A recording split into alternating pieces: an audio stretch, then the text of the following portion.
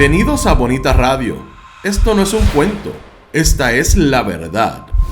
En breves segundos la periodista Carmen Enita Acevedo estará con ustedes. Bonita Radio está disponible en Facebook, Instagram, Twitter, Spotify, Google Podcast, YouTube, iVoox y iTunes. Agradecemos a nuestros auspiciadores: Buen Vecino Café en Bayamón, Arcoop, Cooperativa Abraham Rosa, Vega Coop, de tu lado siempre, Cooperativa Seno Gandía, Solidez y Futuro, Juana Díaz Coop, somos parte de ti. Nuestras transmisiones son viables también gracias al apoyo de ustedes. Pueden enviar sus donativos accediendo a bonitaradio.net. Allí podrán realizar su aportación a través de PayPal o tarjetas de crédito. También pueden realizar su donativo por ATH Móvil Negocios a la Fundación Periodismo 21.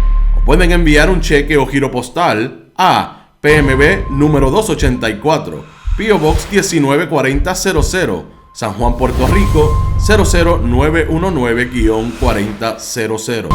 Bonita Radio, esto no es un cuento, esta es la verdad.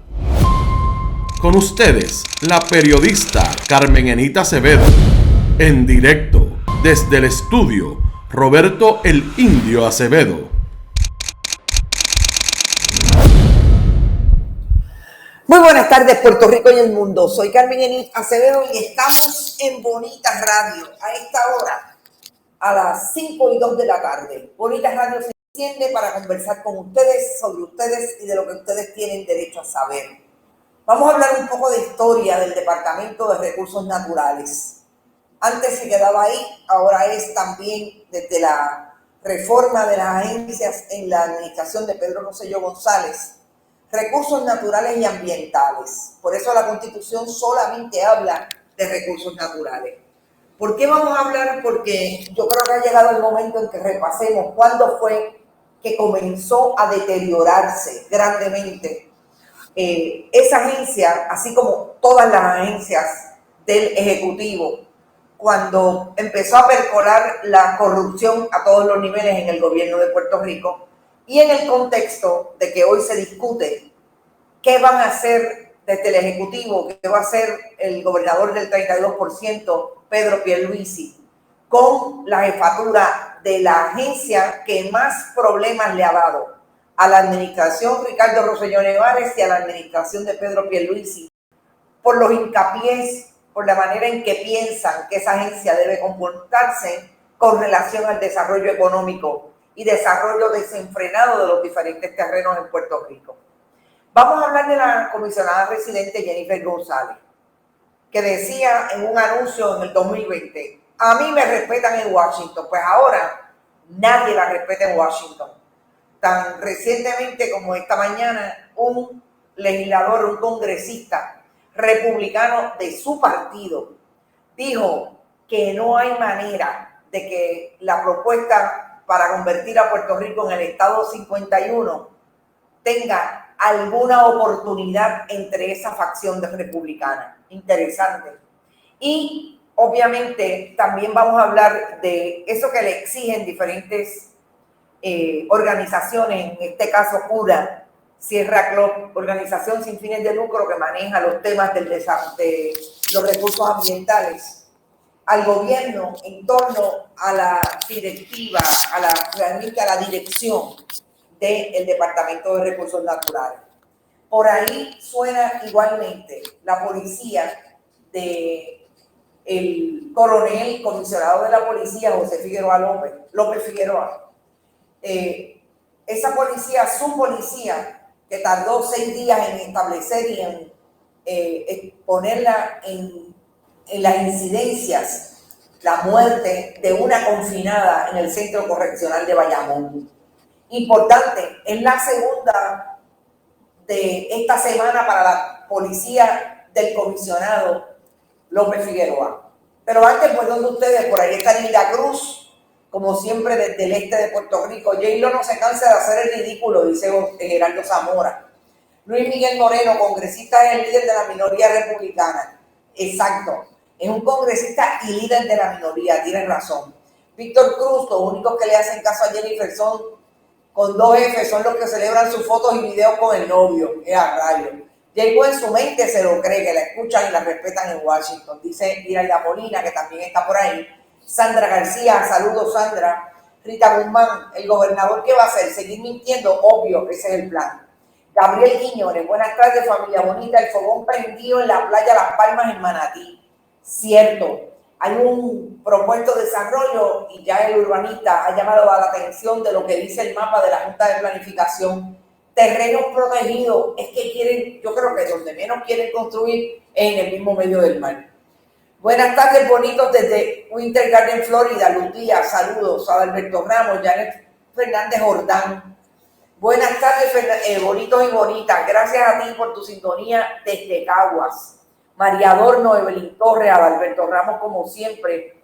De Viaruz, amiga, qué bueno, te debo una llamada. Héctor Iván Monclova, Ivonne Padua, hola, gente linda. Me encanta cuando dicen bonitos y bonitas.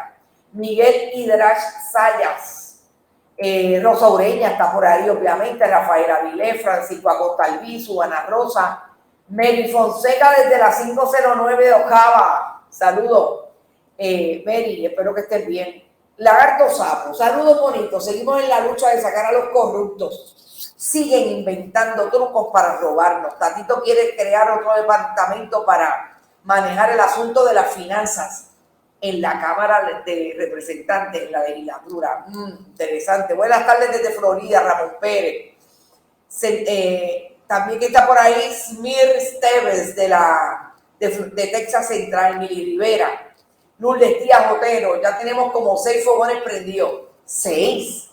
Yo realmente creo que por cualquier esquina de Puerto Rico hay un fogón prendido. Y yo quiero empezar con este asunto de la policía, que en menos de 4 días tienen por lo menos la policía del coronel José López Figueroa.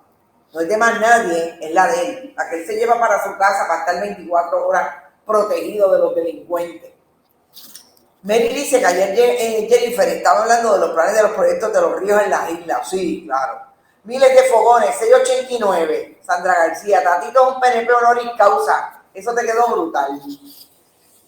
Yo quiero empezar por el asunto de la policía, porque decía que en menos de 4 días, no olvidemos que el pasado sábado, la ex alcaldesa de Aguadilla, Yarichea Irizarry, tuvo un evento en su vehículo, aparentemente se mareó. No le hicieron la prueba de alcohol, qué raro. La ex alcaldesa, quien atendió primero el accidente, fue bastante fuerte. Fue la policía municipal y no le hicieron la prueba de alcohol. Después llegó la estatal y nada. En ese momento estuvimos por lo menos 48 horas para poder conseguir información y la policía, después de 48 horas, porque ahora los policías van a la escena, se van para la casa, duermen y cuando regresan al cuartel es que llenan la querella.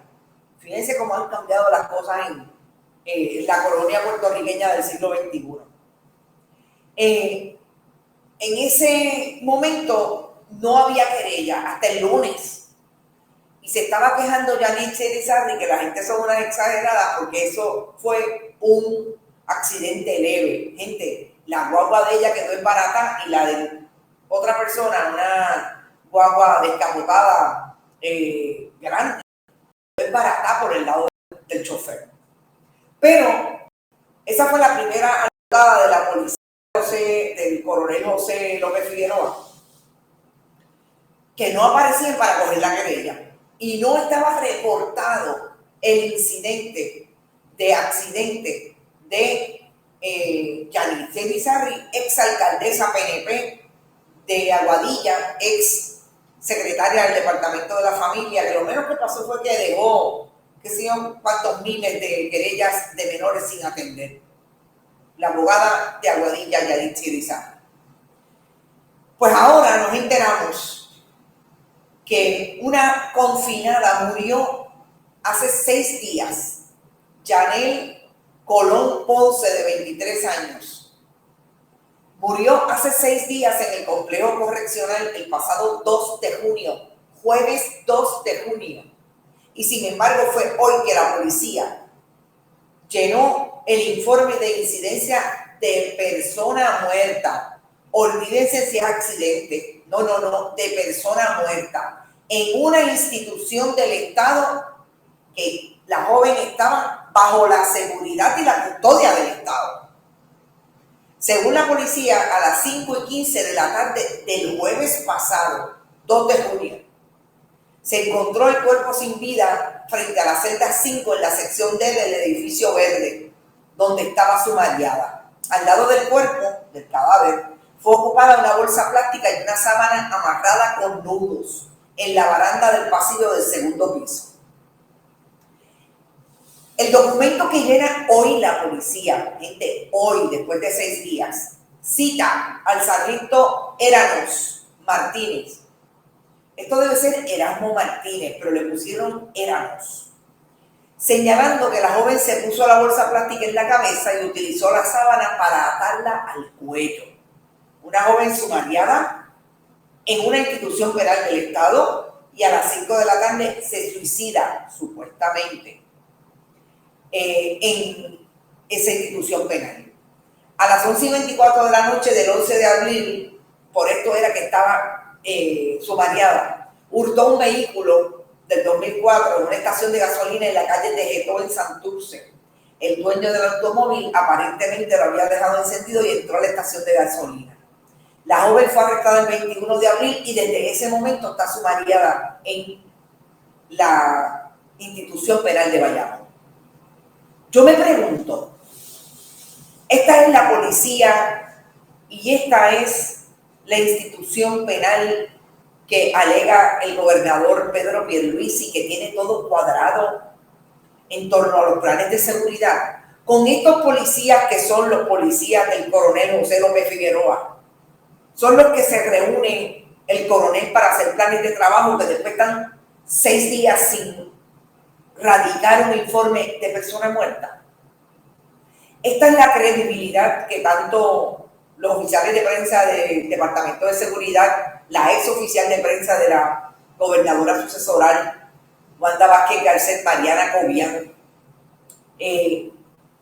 fluye la información a tal punto que esta es la buena imagen que tiene la policía de Puerto Rico y después se esfuerzan en decir el secretario de Seguridad, Alexis Torres, que lo único que parece que puede hacer es salir con el gobernador sin decir una palabra o con el que le carga la sombrilla y lo cuida de la lluvia, para decir que estas son las historias que los periodistas nos inventamos. No, el problema es que no nos las inventamos. Surgen todos los días tenemos fuentes de información que nos dicen que las agencias no funcionan y el Estado piensa que la gente se cree que en efecto funcionan. Que aquí todo el mundo ha tenido una relación con las agencias de gobierno que están donde están hoy. La Policía de Puerto Rico, el Departamento de Educación, el Departamento de la Familia. El Departamento de la Familia no conoce ni quiénes son sus clientes. Y se inventan proyectos para el tumbe del tumbe, como el de la famosa literacia digital. Ramón Pérez dice que entrevistó aquí en el León Fiscalizador. Sale y vuelve a entrar. Wilber Rosario siempre tiene problemas con la internet. Wilber, no somos nosotros. Sorry. Sale y vuelve a entrar, como dice Iraida, me encanta. No funciona nada, dice Daisy Quiñones. Nada funciona. Y yo escucho al gobernador como si fuera una grabadora. Me imagino que los talking points se los da por la mañana, se los aprende y sale como una grabadora cuando no lo intercepta una buena periodista y le hace una pregunta que sus oficiales de prensa no quieren que conteste. Gracias por visibilizar el tema y por su análisis, la Peque Martínez. Mire, cuando una mujer muere en la cárcel, cuando una persona muere en la cárcel, en este caso tenemos que llegar a establecer cómo es que una mujer que tiene que ser el perfil de esa confinada tiene que ser posiblemente usuaria de droga, una mujer sin hogar. O sea, podemos establecer el perfil sin tener de frente el expediente de ese caso. Es el perfil del 90% de aquellas personas que llegan a la cárcel hoy en Puerto Rico. Y que la hayan institucionalizado por ese robo. No tengo problema en un robo, en un delito grave, pero las condiciones de vida de esa joven, lo más seguro, no la aseguraban al tribunal que iba a estar disponible para llegar a juicio.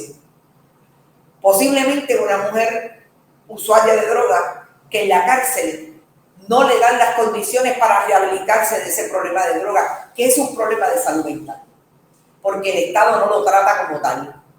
Y finalmente muere en la cárcel y hay una policía propiedad del coronel López Figueroa que tarda 6 días en establecer el informe de incidencia. ¿Usted sabe por qué? Porque no tiene una familia posiblemente disponible para ir a la cárcel y pensar y cuestionar que hace 6 días no sabe de su hija. Porque es posible que no la tenga, porque es posible que no tengan la capacidad tampoco de llegar. Esta es la verdadera criminalización de la pobreza en Puerto Rico. Estos son los verdaderos perfiles de cómo el Estado mantiene una maquinaria para desechar personas. Y en este caso de la Policía de Puerto Rico, no solamente no cumplen con el ciudadano común, el ciudadano incluso que puede cometer un delito, pero el ciudadano que no comete delito y lo que hace la policía es no brindarle la seguridad necesaria. Pero el coronel López Figueroa sí sabe politiquear con el gobernador y con el secretario de Seguridad Pública. Yo creo que esos son los polvos en la nevera que hoy tenemos para el coronel López Figueroa. Carmen Enid, familia lleva días haciendo huelga, dice Rosalín Cepero. Me imagino que los empleados, porque Carmen González Maga está, mira, oronta, diciendo que va a hacer unos cybercafé para los viejos de Utuado y de Lares. Ser pobre es un crimen para este gobierno, así es, José Dí. Pensé que había pasado ayer, le deben horas extras a la policía, hasta 15,000 a un individuo. No lo dudo, Gladys Esther. La familia está desde ayer en los predios de la cárcel pidiendo justicia y hoy llegaban más familiares. Dijeron que ellos mismos, los familiares, eso es Michelle Lolling, gracias por la actualización, porque se atrevieron a tirarse a la calle, se atrevieron a tratar de buscarla y ahí está. Los medios visibilizando hoy se dignaron a bajar con el incidente de personas muertas. Yo les aseguro que en ese incidente es más que un suicidio y esa joven tenía 23 años. El secretario de Justicia debe ser electo, dice Efraín Domenech, y no designado por el gobernador de turno. Yo tengo mis diferencias con ese asunto de elegir a un secretario de Justicia, y es porque obviamente se nos va el esfuerzo constitucional de que un país debe producir gobiernos decentes. Un país debe producir la mano de obra, pero sobre todo las mentes y el intelecto para también mantener un gobierno decente. La elección es constitutivo de otros sistemas de gobierno. Yo no digo que no se pueda cambiar, pero soy honesta, para trabajar en un gobierno, incluida una democracia, una alegada democracia con un sistema republicano de gobierno, tiene que haber definitivamente una cohesión que no solamente necesariamente tenga que venir de un partido político. Yo creo que los partidos políticos, ahí está la partidocracia y ya sabemos lo que nos han dado. Pero también hay una manera de gestionar esa democracia que tiene que estar en manos de gente que pueda coadular, que pueda organizar. Y un secretario del Departamento de Justicia tiene que poder trabajar con el Ejecutivo y el Legislativo, definitivamente. No con cheques en blanco, estoy de acuerdo. Pero no sé, el asunto electoral, que es mucho lo que pasa en Estados Unidos con los fiscales, se presta incluso para el inversionismo político. Y ahí está el caso de los fiscales de distrito en Estados Unidos, que hay muchísimas experiencias, incluso hasta Hollywood ha tenido que entrar en la creatividad de las diferentes experiencias que ha habido con esos asuntos en Estados Unidos. Dice Lourdes Díaz Otero que me fascina como nos presentan los fogones todo lo prendido de esta nación. Pipa es una marioneta y PEN intencional.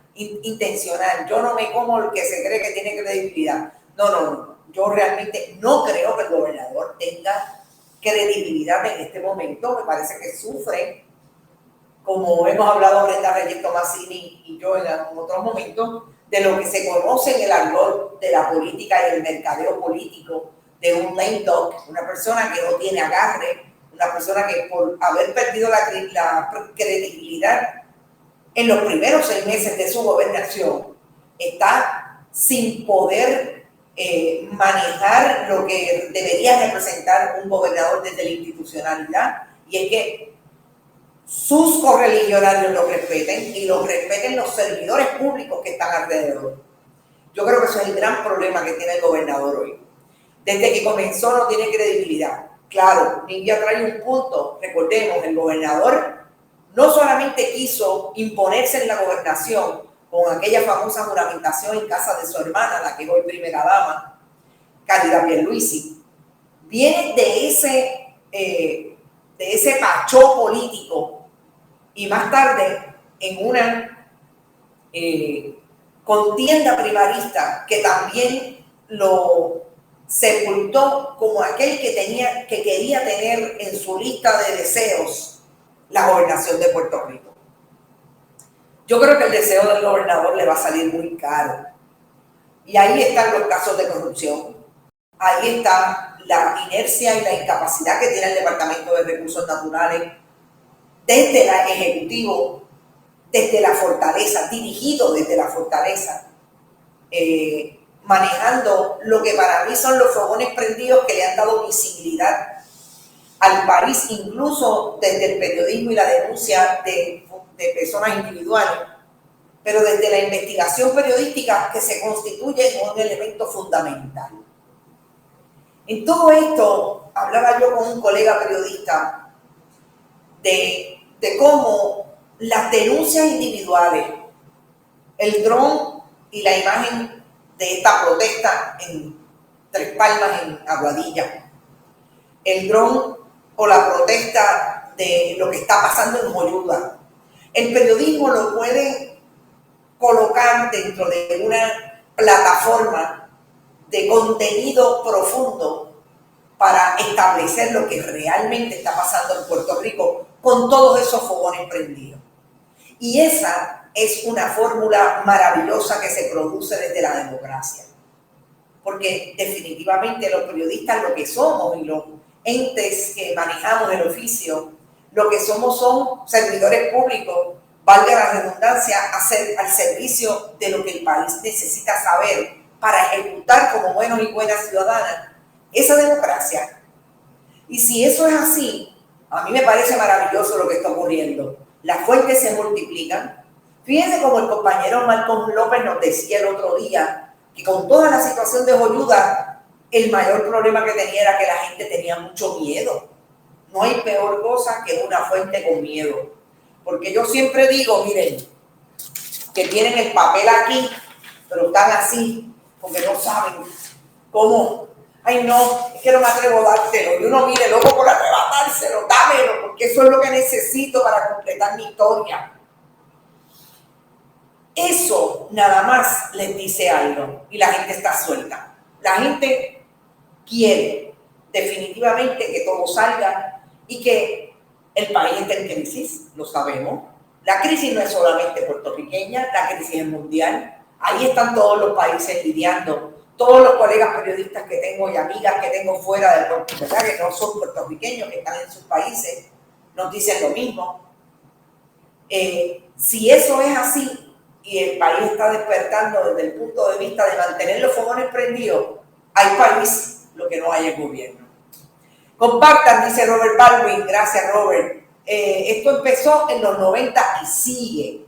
Vamos a hablar de Jennifer González para irnos al tema que nos va a ocupar un poco más de rato y tiene que ver con todo lo que pasa en una agencia como Recursos Naturales.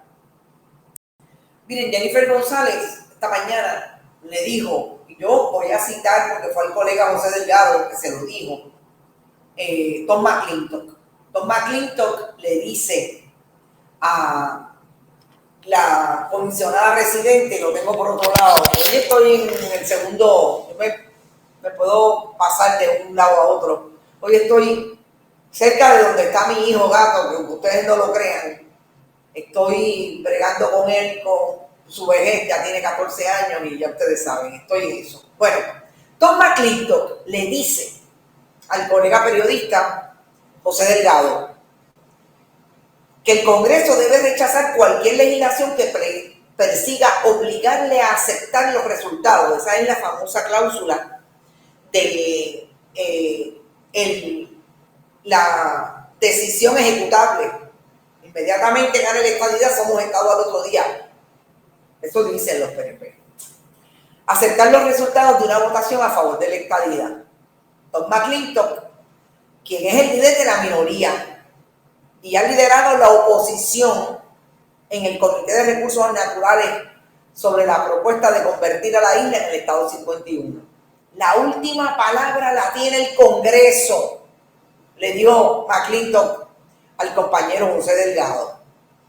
McClintock, uno de los conservadores de la conferencia republicana, dijo que los asesores del líder de la minoría, Bruce Westerman, de Arkansas, le informaron que no fue hasta hace 3 semanas, lo que coincide prácticamente con la presentación del borrador, que conocieron la propuesta que ha discutido el liderato demócrata con la comisionada residente de Washington, Jennifer González, que es republicana, aunque, ya ha dicho Jennifer González, que esos asesores han evitado tomar posición sobre el proyecto pro estadidad 1522 previamente presentado. Otros republicanos, como Peter Stover de Minnesota, Yvette Herrero de Nuevo México y Louis Gohmert de Texas, dijeron no haber visto el borrador de legislación que está en la página de la comisión desde el 19 de mayo. Es decir, que a esta gente le importa torta. Pero ven acá, Jennifer no decía que a ella la respetan en Washington. Entonces ahora no es que no la respetan, es que ni siquiera la escuchan. Dice lo que realmente está pasando, el tema no está en la agenda del Senado. Se ha descartado de facto un proyecto de estadidad, pero Raúl Grijalva, que va a elecciones, vuelvo y repito, en noviembre de este año, parece que tiene mucho boricua allí en su distrito que van y votan o no votan con él. Ha dicho que a pesar de ello la Cámara va a hacer su trabajo. Pues claro, ¿qué pasa? Sabe Grijalva que lo ven en la Cámara, lo archivan en el Senado y aquí se acabó. ¿Y por qué yo quiero traer ese tema, que es uno de los temas que menos me gusta traer en un momento en que yo creo que el país tiene muchas cosas que resolver y que debería tener un buen cuerpo de políticos, que no los hay, que atiendan el asunto del estatus desde unas posibilidades reales y no desde estos juegos congresionales? Porque precisamente en un momento en que se está dilucidando en Washington el curso que puede seguir la administración del 32% del Ejecutivo con las investigaciones del financiamiento de las campañas del 2020. En un momento en que el país está rogando porque se diluciden en las diferentes agencias todas las intervenciones indebidas que ha habido en terrenos protegidos que el desarrollador o la desarrolladora, amiga y amigo del alma del Partido Nuevo Progresista, quieren empujar. En un momento en que esos niveles de corrupción, acaba de sacar hace un rato la compañera Cintia López Cabán del Cuarto Poder, que tiene información que le dijeron que hay pedidos, requerimientos de información a la legislatura de Puerto Rico que están investigando las pasadas legislaturas de Tomás Rivera Schatz y de Carlos Johnny Méndez. Ella no lo dijo, pero yo lo digo porque sé que todas las investigaciones que están colocadas en Washington desde la Oficina de Integridad Pública tocan a esos dos personajes, porque presidían una de las legislaturas más corruptas de los últimos 5 años. En esos momentos, Jennifer González piensa en 2 cosas: en a quién le va a comprar las capias, quién va a ir a la boda, porque aparentemente va a haber mucha gente presa o por lo menos acusada de delito, y está pensando en el asunto del estatus, porque de lo único que puede hablar Jennifer González que pueda crear empatía en sus correligionarios, aparentemente en el asunto del estatus. Se le puede regalar al novio ya que quiere ser el primer damo de Puerto Rico. No hay descolonización sin reparaciones. Totalmente de acuerdo, Manzano Nieves. J-Bo se vistió de rojo para que Trump la divisara más rápido y le ignoró. Eneida Soto, ¿cómo tener una semanita de vacaciones pagas en Puerto Rico? Invéntate un referéndum, imagínate. La boda vacía, dice Mariel Rodríguez Carlos, ¿sí? Yo te aseguro, Mariel, que me da la impresión que está para estar vacía. Y todavía no sabemos nada de Tata. María Milagro Charbonier, todavía no sabemos nada de Javier Carraquillo, todavía no sabemos nada de el licenciado Figueroa, Alejandro Figueroa Colón. O sea, yo no sé, pero no sé hasta dónde. Otilio Billy Núñez, saludo Billy. El día que el norteamericano hable hasta ese instante la estadidad tendrá vida, exactamente. Hermie, están haciendo encuestas por teléfono tomando temperatura sobre Jacob. Oh, qué interesante, tan temprano. El estatus de hoy le dijeron que no. Luis Rivera Pérez. No han hecho a Washington Estado, van a hacer a Puerto Rico. De acuerdo, José Rodríguez. Buenas tardes, Henry. Y por último, yo quiero traer un poco de historia que yo creo que le hace mucha falta. Y voy a empezar con una aseveración o por lo menos con una reflexión que quisiera que de alguna manera en algún otro momento tengamos con alguna persona que nos pudiera hablar, y estoy pensando en esos psicólogos que hablan un poco desde la filosofía, como el amigo Carrasquillo, que tienen que ver con qué ha pasado con estas generaciones de servidores públicos / políticos versus lo que ha pasado en otras generaciones, donde para mí empezó el germen de la corrupción institucionalizada. Corruptos, personas que se desvían de la buena administración pública, siempre ha habido.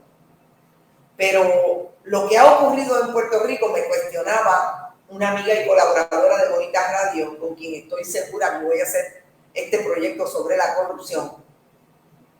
¿Cuándo tú crees, Carmen Enid, que esto llegó a ser un problema a sotoboche?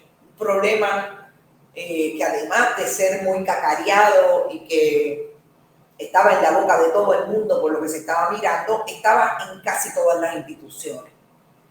Y yo estoy convencida que comenzó el día en que, como hemos discutido en otras ocasiones, el inversionismo político se convirtió en la única manera, a la usanza del Congreso de Estados Unidos, a la usanza de la política norteamericana estadounidense, en esa única forma de llegar al poder X y Y partido.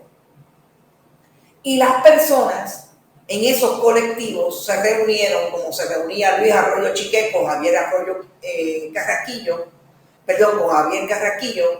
alcalde PNP de Sidra, alcalde del Partido Popular de Aguabuena, para decidir, no te puedes ir sin dejarle los 5,000 pesos de cui pro quo, de soborno al nuevo alcalde, porque si no, a mí se me cae el piso acá. Y yo le tengo que asegurar al municipio, y me tengo que asegurar que los chavos del CAR Santa María van a llegar. El día en que eso se convocó de esa manera, que pasó al jardín hundido de la fortaleza, al salón de los espejos, y que Pedro Rosselló González hacía un cameo appearance en esas reuniones con los empresarios, con Rosselló, aprobando lo que allí se estaba diciendo sin emitir palabras. Ese día, Puerto Rico asistió al inicio de unas generaciones que se fueron criando y desarrollando una cultura de corrupción como si fuera a levantarse todas las mañanas a trabajar. Si eso fue así, y hoy me voy a dedicar exclusivamente a la administración de una agencia tan importante como es el Departamento de Recursos Naturales. Nosotros vemos hoy a una capa de profesionales, y le decía yo hace un rato a un compañero que yo creo que la actual secretaria interina del Departamento de Recursos Naturales y Ambientales, Anaís Rodríguez Escabí, está tratando de colarse y quedarse como secretaria del Departamento de Recursos Naturales. Yo no sé si porque eventualmente va a hacer lo que le digan desde la fortaleza. Yo no sé si es porque le ha gustado esa zona que todos tenemos, que le aprieten la tuerca del narciso que todos llevamos dentro y que obviamente manejando el ego no sacamos cuando, por ejemplo, nos dan una posición como esta, que estoy todos los días en la prensa, o tengo un chofer que me va a buscar a casa y me resuelve las cosas de los niños. No sé por dónde es que vienen los tiros. No conozco a la secretaria designada, ni tampoco tengo información para decir una cosa u otra.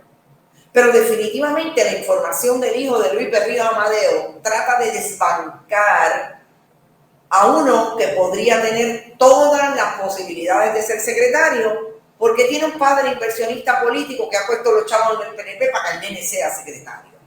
El nene tiene 44 años. Y cuando todas esas líneas se posicionan, Tomás Rivera Chats es un gran amigo de Luis Berrío Amadeo.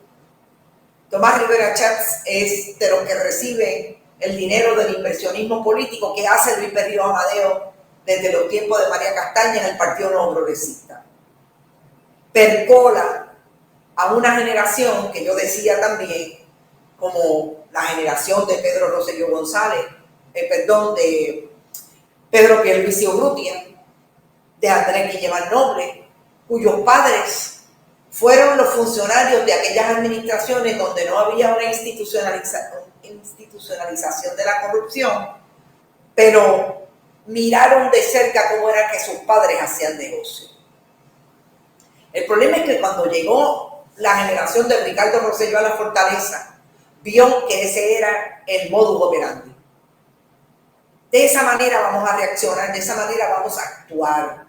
Y no importa que tú no tengas la capacidad, si tú quieres tener un salario, tú vas a venir al gobierno con $125,000. No olvidemos que el gobierno de Pedro Rosselló no solamente elevó los salarios, los duplicó de los jefes de agencia, sino que trajo gente como aquel muchacho que lo único que había tenido era un trabajo en un restaurante de comida rápida, en un fast food, y lo convirtieron en administrador de instituciones juveniles. A los 5 años estaba convicto de un soborno de $80,000 a un contratista, Miguel Rodríguez, ¿cómo olvidarlo? En esa administración fueron escándalos tras escándalos a partir del 1996, cuando todo lo que habían gestionado para institucionalizar la corrupción entre el 93 y el 96 empezó a dar frutos porque la gente empezó a hablar. Empezaron por el síndico de la Cruz, los escándalos de corrupción de la Cruz, siguieron agencia por agencia. Y en esa administración, en la segunda administración de Pedro Rosselló González, se desarrolló un nuevo edificio para el Departamento de Recursos Naturales que fue en efecto fuente de corrupción, por lo cual resultaron acusados, no convictos, funcionarios del Ejecutivo, porque le habían dado el famoso edificio y habían cogido kickbacks.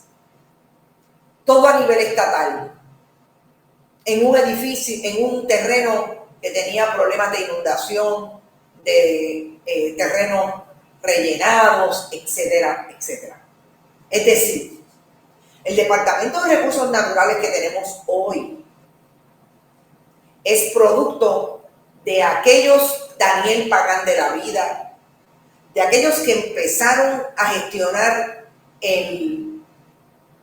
la fuente pública como si fuera la chequera privada de ellos y ellas y del partido político. Pedro Rosselló González tuvo un jefe de recursos naturales que yo puedo decir que se distanció de todo eso y duró 3 años, 1993 a 1996. Y ese fue Pedro Gelabert, que más tarde fue, y de hecho yo creo que está vivo, de Arecibo, Puerto Rico. Incluso presidente de la Fundación del Estadio de Conservación del Estuario de San Juan. Así las cosas, habían unos funcionarios que no quisieron saber más del servicio público. Y Pedro Rosselló González empezó a llenar el gobierno de los funcionarios que sí eran leales al partido y al esquema que había desarrollado el hoy fenecido ex secretario de la Gobernación, que fue quien estableció ese esquema, que todos los contratos tenían que pasar después de $10,000 por la fortaleza para ser aprobados. Álvaro Cifuentes. Cuando cesa la administración de Pedro Rosselló González en el 2000, entra Sila María Calderón, hay una nueva visión del asunto de recursos naturales. Ojo, todo lo que había pasado en la administración inicial, la administración de Pedro Rosselló González, el desarrollo incluso de edificaciones en San Juan que iban por encima de las propias disposiciones de las autoridades federales, como los edificios que hicieron allí en la plazoleta de San Juan, en la isleta de San Juan, que incluso no cumplían con los famosos requisitos de la FAA, etcétera, etcétera.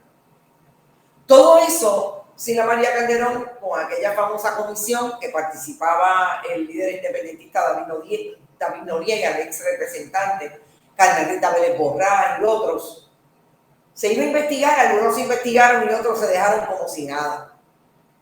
Sila le cogió miedo al culto. Hay un cambio en la visión porque lo que hace Sila María Calderón es traer a un profesor de la Universidad de Puerto Rico que había sido abogado de la EPA, Luis Rodríguez. Y Ricky Rodríguez hizo un trabajo alrededor de lo que había conocido el país como la protección de los recursos naturales. No estaba todavía desbancado el esfuerzo de recursos naturales desde el Estado. Oiga, nunca nos podemos olvidar de lo siguiente. El derecho a la protección, el derecho al disfrute de los recursos naturales y a los bienes de dominio público son derechos constitucionales. Puerto Rico es uno de los pocos países del mundo que eleva el derecho a la protección de los recursos naturales y a la conservación y al disfrute a nivel constitucional.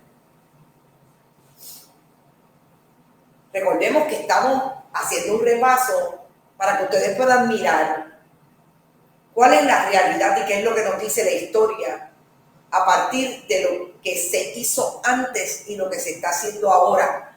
¿Cómo es que esto ha llegado al nivel que ha llegado hasta hoy? Luis Rodríguez, viene Javier Vélez Arocho en la administración de Aníbal Acevedo Vilá. Igualmente protección. Javier Vélez Arocho tiene un problema. Se va de la administración, pierde Aníbal Acevedo Vilá con Luis Fortuño. ¿Qué pasó? De hecho, Daniel Pagán es de la administración de Luis Fortuño. Javier Vélez Arocho se entregó a la asesoría de los que quieren incinerar. Y hasta ahí llegó, para mí, la posición de defensa de los recursos naturales de Javier Vélez Arocho, porque colocó su expertise científico a favor de aquellos que quieren venir a quemar basura.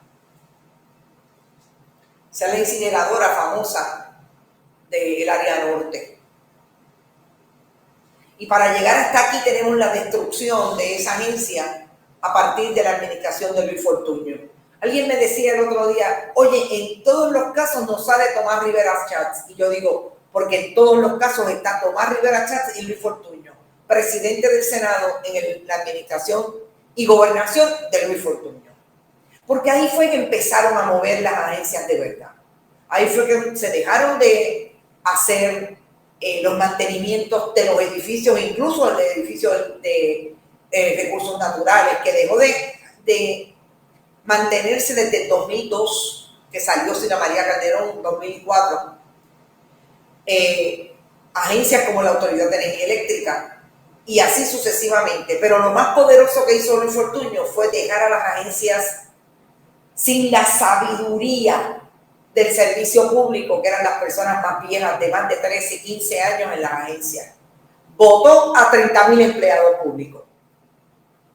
La gente que tenía sentido de pertenencia en las agencias públicas las eliminó, las sacó de las agencias. Luis Fortuño. Y finalmente, si eso ocurre, Daniel Pagán, el mejor asesor como secretario de Recursos Naturales, ingeniero con su compañía, era Daniel Pagán. Ahí están los Sánchez Lopetena de la vida, ahí están los Rafael Machargo. Y finalmente en la administración que también coincido con el compañero Marcos Pérez, la última persona que le dio lustre por inteligencia, por sabiduría, por conocimiento, por compromiso y apego a la protección y conservación de los derechos de los recursos naturales, fue Carmen Guerrero en la administración de Alejandro García Padilla. Tan es así que Carmen Guerrero, que tiene una súper hoja de trabajo y de servicio y sobre todo de educación relativa al esfuerzo de protección y conservación de los recursos naturales, es hoy la jefa de la EPA, de la Agencia Federal de Protección Ambiental. Y cuando salimos de la administración de Alejandro García Padilla, vemos cómo el partido nuevamente ocupa las posiciones en una agencia tan importante. Ahí está Tania Vázquez y ahí está Rafael Machargo. Se liberalizó totalmente el esfuerzo de protección para llevarlo a unos pequeños bufetes, los hijos de los dueños de los bufetes que trajeron a la agencia y eran los que se encargaban como contratistas de entregarle los permisos y hacer todas las concesiones, como hemos visto en los últimos 2 meses, que ha hecho o que hizo desde el 2020 Rafael Machargo. Y por eso tenemos a una secretaria como Tania Vázquez, imputada por lo menos desde la investigación periodística de manejo turbio, incluso con contratistas, con Jerón Muñiz, el íntimo amigo de Tomás Rivera Chats. Y por eso tenemos a un Rafael Machargo que tuvo que salir de la agencia por, entre otras cosas, manejar la agencia como una entidad o una sucursal de la Fortaleza de Puerto Rico para entregarle permiso de endoso de construcción en la zona marítimo terrestre de Rincón, lo que ha hecho en Luquillo, lo que ha hecho en la zona oeste, en Aguadilla. Y por eso tenemos a un Rafael Machargo referido a la Oficina de Ética Gubernamental, porque ni corto ni perezoso lo llamó honorablemente, vamos por donde el alcalde Quique Questel, que necesito que me ayude con los votos para Wanda. Y se sentaron allí en la zona marítimo terrestre de la casa del alcalde de Santa Isabel a negociar una multa que tiene el alcalde porque lo menos que hizo fue destruir un muelle en la zona marítimo terrestre.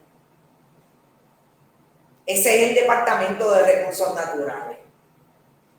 ¿Qué es lo que ha hecho sabiamente la licenciada Rodríguez Escabí? Ella se quiere quedar. Volvemos, no sé por qué, si para hacer otro sello de goma o para, en efecto, quiere hacer un trabajo, quiere limpiarse de alguna manera, quiere iniciar un servicio público haciendo lo que tiene que hacer. Dice Nidia Rodríguez que para ella Carmen Guerrero no está haciendo su trabajo. Ahí hay un problemita con el caso de Jobo, que a mí me parece que no solamente la EPA, todas las agencias federales dejaron de hacer su trabajo, pero eso vamos a ver cómo lo manejan. Ed Méndez dice, excelente resumen histórico y análisis, todo tiene sentido. Es que todo tiene sentido cuando uno lo pone en la mesa. Miren, no hay nada mejor que irse atrás a la historia. Yo hago muchos repasos en la sobremesa cuando como con mis amigos y mis amigas y mi pareja. Esa sobremesa a mí me parece maravillosa. Claro, siempre tengo que andar con un lápiz y un papel. Porque lo que yo no me acuerde, fulana se acuerda, fulano se acuerda. Y cuando yo vengo y me siento a estudiar para hacer estos análisis, todo cuadra. Todo. Y finalmente, esas son las capas de poder en recursos naturales. Pues claro que tienen que estar destruidos, porque la cherry de todo este proceso tipo licuadora para hacer la batida, es que el gobernador del 32% se sentó y sus ayudantes, me imagino que se sentaron y decidieron que lo primero que iban a hacer era que Recursos Naturales emitiera un reglamento de exclusión categórica mucho más amplio para dárselas a todos y poder desarrollar y seguir desarrollando la costa del país. Y en los lugares donde hay agua, y en los lugares donde hay piedra, en los lugares donde hay arena, y así sucesivamente. ¿Y dónde está hoy la secretaria tratando de quedarse con esos torbellinos que le pueden venir de frente del inversionismo político? Pero hoy le dijeron, Sierra Club, por ejemplo, le dijo que lo menos que ha pasado en la administración de Ricardo Rosselló Nevares, Wanda Vázquez Garcet y Pedro Pierluisi es que no ha habido un secretario o una secretaria comprometido con la preservación y la protección de los derechos naturales y los bienes de dominio público. Que esas organizaciones exigen que se traiga a alguien que quiera hacer su trabajo. Desmantelado es poco. Y como esas agencias, si vamos una por una, podemos establecer lo mismo. No es para que nos deprimamos más de lo que podemos estar. Es para que entendamos y yo creo que podamos hacer un trabajo, como lo está haciendo el periodismo de alguna manera, de seguir promoviendo que la información usted la tenga clara a la hora de que alguien vaya a pedirle el voto, de que alguien vaya a establecerle yo soy el que tengo que estar, aunque quiera permanecer en el status quo. Y son las 5:53, yo pensaba que no me iba a dar tiempo, que me iba a dar más tiempo, iba a ser menos, pero casi me quedé la hora. Les agradezco mucho, como siempre, que hayan estado por ahí. No se olviden, siempre en bonitasradio.net, allí usted puede ver todos nuestros contenidos y también pueden ir a donar a través de PayPal, tarjetas de crédito. También lo pueden hacer en la Fundación Periodismo 21, en su ATH móvil. Recibimos cheques o giros postales a nombre de la Fundación PMB 284, PO Box 194000, San Juan, Puerto Rico, 00919-4000. Siempre estamos para apoyar y hacer un trabajo de periodismo que nos parece importante para el país, justo y necesario, como dicen los católicos, y diría Rita Ramos, viuda de Acevedo, alias mi abuela. Gracias. No sé si, Iraida, yo no tengo todavía a Machardo como asesor de recursos naturales. Todavía no lo tengo, pero si sabes algo, envíame el contrato rápido. Gracias por estar, nos vemos mañana. Mañana es jueves a las 11 de la mañana. Esto es lo último. Que descansen. Buen provecho.